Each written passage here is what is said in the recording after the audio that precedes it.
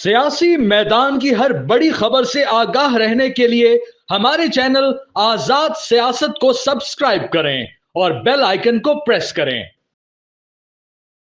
अस्सलाम वालेकुम, आप देख रहे हैं आज़ाद सियासत। मैं हूं अरीज फातिमा और आज की पॉडकास्ट में मुझे ज्वाइन कर रहे हैं सीनियर सियासतदान हैं, बड़ा अच्छा तज्जिया करते हैं, खुर्रम हमीद रोखड़ी साहब। बहुत शुक्रिया रोखड़ी साहब ज्वाइन करने का। अच्छा जी, आईएमएफ की थोड़ी सी बात करते हैं। आपको पता है आईएमएफ का पाकिस्तान के साथ एक स्टाफ लेवल का मुआहिदा हुआ और कहा जा रहा है कि ये किसी भी मिनी बजट के बगैर हुआ है।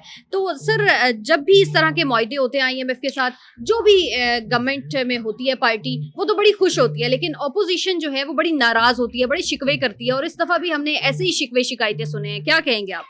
देखिए, हमारी कोशिश ये होनी चाहिए कि हम आईएमएफ से जान छुड़ा लें, लेकिन आईएमएफ जो पैसे देता है तो वो डेफिनेटली किसी मकसद के लिए देता है। अब ये नहीं हो सकता कि हम आईएमएफ से पैसे भी लें, मकासद भी पूरे ना करें, उन पैसों को कहीं और जाया करें। वो अगर देता है for welfare of some project या किसी में, तो हम किसी और जगह पर लगाएं। नहीं, प्रेजेंटली आईएमएफ बड़ी कामयाबी के साथ ये जो आईएमएफ के प्रोग्राम्स हैं ये चल रहे हैं और उनको कोई हमारे ऊपर ऑब्जेक्शन नहीं है। हमारे ऊपर कोई ऐसा वो कदगन नहीं लगा सके कि आपने ये नहीं किया, ये नहीं किया, ये नहीं किया। और हम कामयाबी से टारगेट्स को अचीव करते आ रहे हैं। तो कोई भी आदमी जो अपोजिशन के अंदर बैठ के आईएमएफ के ऊपर तनकीद करता है, सिवाय इसके कि ये एक गलत हरकत है, क्योंकि सारे ही इस प्रोसेस से गुजर के आ रहे हैं। तो आईएमएफ के साथ तो हम सारे के सारे अयूब खान साहब के टाइम का हम आईएमएफ के साथ रिलेट हुए हैं हम। तो लेट्स होप कि हम इससे एक स्टेज पे निकल जाएं, लेकिन किसी का हक नहीं बनता तनकीद करे, क्योंकि प्रोग्राम चल रहा है और बड़े अरसे से चल रहा है और टारगेट्स इस गवर्नमेंट ने अचीव किए हैं, तभी नेक्स्ट आसान हुई है। जो अहम चीज है वो ये है कि इस आईएमएफ के प्रोग्राम को रोकने के लिए डेफिनेटली एक पार्टी ने कोशिश की और उन्होंने, क्योंकि आपकी डिपेंडेंसी थी, आप कमजोर हुए हैं, आपकी डिपेंडेंसी थी, वो एक अनफॉर्चुनेट काम है कि उन्होंने एक बड़ी घिनौनी साजिश की कि आईएमएफ का प्रोग्राम आपके मुल्क में रुक जाए, लेकिन वो नहीं रुका, बल्कि बेहतर अंदाज से चल रहा है। सर, वही पार्टी जो है वो कह रही है हम ईद के बाद सड़कों पे आ रहे हैं और सड़कों को गर्म करेंगे, और हमें जो है ना वो इशारा दे दिया गया है कि आपने सड़कों पर आना है, लोगों को लेकर आना है, और जब तक आपके मुतालिबात नहीं सुने जाएंगे हम तब तक सड़कों पे ही रहेंगे। तो माजी में तो पाकिस्तान तहरीक इंसाफ को सड़कों पे आने का कोई फायदा नहीं हुआ, कोई सूदमंद वो साबित नहीं हुआ। अब क्या सड़कों पर निकलना पाकिस्तान तहरीक इंसाफ के लिए कैसा साबित होगा? देखें अरीज, सड़क पर निकालने के लिए या मोबिलाइजेशन के लिए आपको पार्टी की तंजीम चाहिए होती है। इस पार्टी ने जो इसके मेजर चैप्टर के लोग थे, इन्होंने उनको फारिग कर दिया और इस वक्त इनकी तंजीम एग्जिस्ट नहीं करती। जब आपकी तंजीम एग्जिस्ट नहीं करती तो सड़कों पे आप घर में आटा गूंदने वाली हो ना, तो आटा आपने खुद तो गूंदना नहीं है, काहिल लोग हैं। तो यहां पर तंजीमें काम करती हैं, तंजीमें बंदों को मोबिलाइज करती हैं। तो पीटीआई की तंजीम एग्जिस्ट नहीं कर रही, नंबर 1। ठीक है। नंबर 2, जिस बंदे के जिम्मा काम है वो है सलमान अकरम राजा साहब, जो तंजीम के हेड हैं। हाँ जी।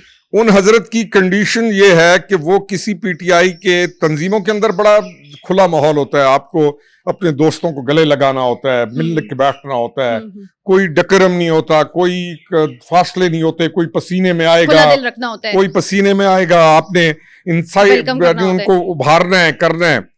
तो जो ये हजरत हैं, ये तो किसी आम आदमी से हाथ मिलाने को राजी नहीं है। अच्छा। बल्कि ये चुन चुन के उस पार्टी में से फैसल चौधरी को भी निकाल दिया।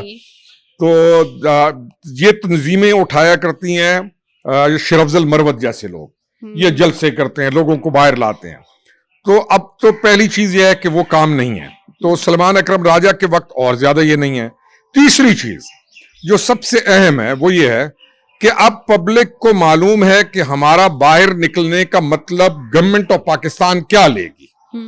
यानी अब ये नहीं है कि ये कोई गुडी गुडी चीज है कि आया बाहर इधर जी जंग फंक्शंस लगे हुए हैं, नाच गाना हुआ और आप चले गए। नाउ दे नो इट कि coming out on roads mean कि उनके साथ वो कुछ होगा जो वो याद करेंगे। दूसरा, ये मैं थ्रेट नहीं कर रहा हूं, उनको ये सोचना चाहिए, जो बच्चे पढ़ रहे हैं यूनिवर्सिटीज के अंदर हैं, एक के ऊपर भी एफआईआर हुई, उसका करियर तो तबाह हो गया, उसका करियर तबाह हो गया। तो उन तमाम के मैं ये कहता हूं कि इन एमएनएज के, इन पार्लियामेंटेरियंस के बच्चों को देख लो, कभी किसी एहतजाज में हुए? नहीं, कभी भी नहीं होते। इनकी बेटियां कभी किसी एहतजाज में हुई हैं? कभी भी नहीं होंगी। और ये जाएंगे, पढ़ रहे हैं, इनको मालूम है कि अगर एहतजाज में गए, एफआईआर हो गई तो करियर डाउन हो जाएगा। तो यहां पर इस वक्त जो सूरत हाल है कि एक तो ये एतबार खो चुके हैं, हाँ। दूसरा जो इनकी प्रेजेंट तंजीम है उसकी कैपेसिटी नहीं है कि ये बंदे लाए। ये सिर्फ और सिर्फ देख रहे हैं और ये सिर्फ और सिर्फ मिन्नतें कर रहे हैं, और दे नो इट कि मौलाना फजल रहमान खान की पार्टी एक वाहिद पार्टी है, और इनको आप ये देखेंगे कि तसलसल के साथ ये मात्र एड़ियां रगड़ रहे हैं वहां पे जाके मौलाना के साथ बड़ी कोशिशें कर रहे हैं, क्योंकि इनको मालूम है कि इस वक्त सिर्फ एक पावर है, एक आदमी है, मौलाना फजल रहमान खान, जो इनके साथ खड़ा हो तो इनकी वक़्त बनती है। और उनके क्राउड को वो माजी में यूज भी करते रहे। नहीं, यूज अब्यूज मौलाना के साथ जो इन्होंने किया, और जो ये दोनों जो है ना कुव्वत है, मौलाना और ये तहरीक इंसाफ, ये अपोजिट हैं, ये एक दूसरे के साथ बैठ ही नहीं सकते। ठीक है। क्योंकि मौलाना ने इन पर एतबार किया, मौलाना ने इनके 26 जो अमेंडमेंट्स थी उसमें पूरा एतमाद किया, इन्होंने डिच किया मौलाना को, इन्होंने बैक स्टैप किया। मौलाना इन पर एतबार नहीं कर सकते, बल्कि इन पर कोई भी एतबार नहीं कर सकता।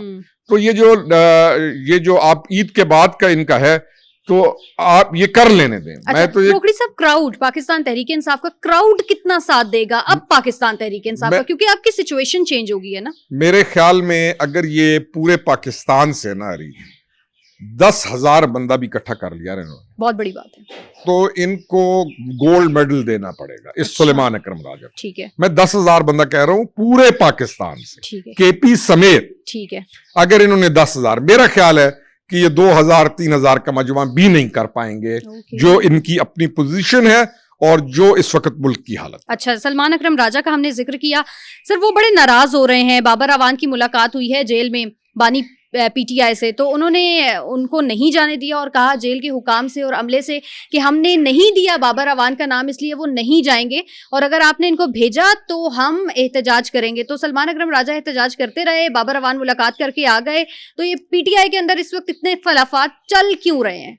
देखिए हरीज, जो सलमान अकरम राजा है ना, इन्होंने पॉलिटिक्स शुरू किया 2024 में।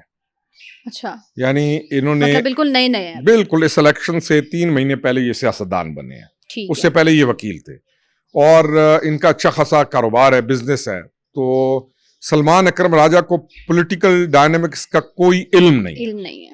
वकील हैं, ये मिसाल देते हैं जी, वकील कायदे आजम वकील थे, आप कैसे वकीलों को मना कर रहे हैं? भाई वो वकालत से सियासत में आए थे, एतजाज एहसन सियासतदान हैं। सलमान अकरम राजा को सियासत करते हुए 20 साल गुजर गए, तो वो भी एक सियासतदान होगा, लेकिन जैसे आप एक जूनियर वकील को डिग्री मिलते ही सुप्रीम कोर्ट में पेश नहीं कर सकते, तो उसी तरह इस मौसूफ को भी 2024, हमारा पाकिस्तानी कल्चर है वैसे, नाराजगी माफ के इलेक्शन से 2 महीने पहले टिकट लिया, जीत गया और असेंबली में पहुंच गया।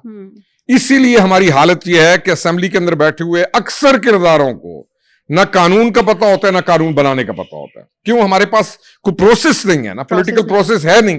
अब हमने पॉलिटिक्स किया तो हम प्रोसेस से करते हुए आ रहे हैं, हम प्रोफेशनल पॉलिटिशियंस हैं। लेकिन आपको यहां पर मिलते हैं पार्ट टाइम पॉलिटिशियन, डॉक्टर साहब पार्ट टाइम पॉलिटिशियन, फलाना ठेकेदार साहब पार्ट टाइम पॉलिटिशियन, फलाना शाम को पॉलिटिशियन, तो फलाना जनाब फलाना शाम को पॉलिटिशियन।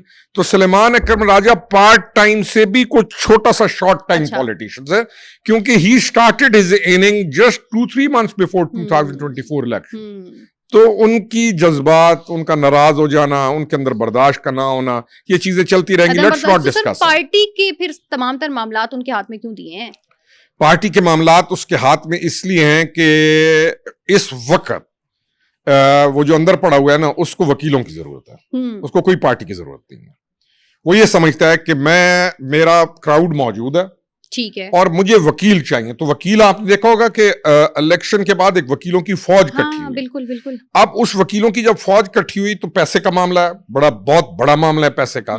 फिर इन वकीलों की आपस में लड़ाइयां हुई, फिर एक वकील इतने ले गया, एक इतने ले गया, एक इतने ले गया। अब ये वकालत की लड़ाई बढ़ते बढ़ते फवाद चौधरी के भाई जो हैं फैसल चौधरी और उनकी और इनकी आई, तो सलमान अकरम राजा ने फैसल चौधरी साहब को भी आउट किया। तो he is now claiming this position, जैसे आपने कहा कि बाबर अवान साहब को कहा मिलने नहीं देना। तो ये वकला की लड़ाई है, चैम्बर के रोले हैं, चैम्बर और जजेस का एक बात सुना करते थे, तो अब चैम्बर के और पॉलिटिशियंस की ये लड़ाई है। आप इस पे चलिएगा। सलमान अकरम राजा या कोई भी वकील, ये ग्रुप है जो अब चाहेगा कि सारी डिपेंडेंसी और मौसूफ जो अंदर पड़ा हुआ है उसकी भी और ये केसेस की उस पर आ जाए, ताकि उसकी बहुत लंबा गेम है। ये सारा पैसे का गेम ठीक है। तो ये वकील लड़ते आ रहे हैं, लड़ते तो अब आकर ये आपके सामने चीजें एविडेंट एक्सपोज हो रही हैं। अच्छा, बस लास्टली मुझे बता दीजिएगा, पाकिस्तान पीपल्स पार्टी ये कह रही है, बिलावल भुट्टो ने भी कहा है कि हम अपना सियासी किरदार अदा कर सकते हैं, अगर पीटीआई को लाकर एक मेज पर बिठाना है तो जो किरदार पीपल्स पार्टी अदा कर सकती है हम जरूर करेंगे। तो आपको क्या लगता है, कौमी मामलात के अंदर तमाम सियासी जमातें एक पेज पर आ सकेंगी? आ तो गई हैं, मसला एक जमात का है, वो आ जाएगी? देखें, बिलावल भुट्टो ने कहा कि मैं इस खास मसले के अंदर हम किरदार अदा कर सकते हैं, तो कर लें, लेकिन समझ ये आती है कि मौलाना फजल रहमान खान से ज्यादा मुदब्बिर और जीरक और संजीदा और मामलात को समझने वाला सियासतदान आपके पाकिस्तान में इस वक्त और कोई नहीं है। और अगर मौलाना फजल रहमान खान उनको एक पेज पे नहीं ला सके, तो और उनको, जबकि बिलावल की जरूरत नहीं है उनको, मौलाना की उनको जरूरत थी, और मौलाना के पास वो पहले दिन से भाग रहे हैं, लेकिन मौलाना ने जब पूरी कोशिश की उनके पॉजिटिव होने के लिए और आइन की बालादस्ती के लिए, तो उन्होंने मौलाना को डिच किया और वो चले गए। तो आई डोंट थिंक सो कि बिलावल भुट्टो किसी सूरत ये जो एडवेंचर है या इसको कामयाब कर पाएंगे। आई डोंट थिंक सो, मेरा नहीं ख्याल। लेकिन it is a positive thing, अगर वो कहते हैं वो करना चाहते हैं तो व्हाई नॉट, करना चाहिए। पॉजिटिव एक चीज है, ठीक है, मुस्बत चीज है। उम्मीद है कि आपको आज की हमारी पॉडकास्ट पसंद आई होगी। रोखड़ी साहब का बहुत शुक्रिया कि इतना कीमती वक्त हमें दिया। आप सब अपनी राय का इजहार कमेंट सेक्शन में जरूर कीजिए। अरीज फातिमा को इजाजत दीजिए। अल्लाह निगहबान।